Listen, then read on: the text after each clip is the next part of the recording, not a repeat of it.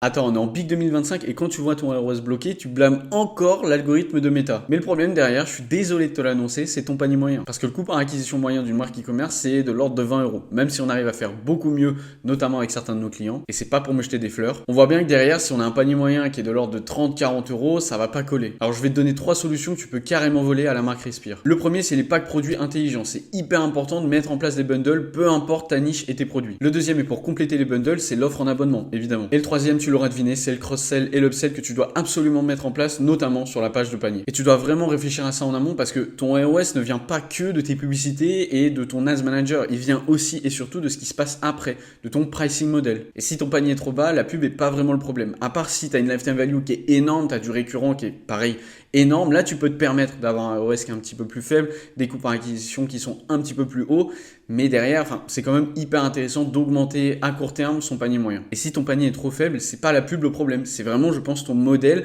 et ce qui se passe après, toute la partie pricing model. Alors fais bien attention à tout ça et rejoins-moi sur YouTube pour de la full valeur en e-commerce et en ads.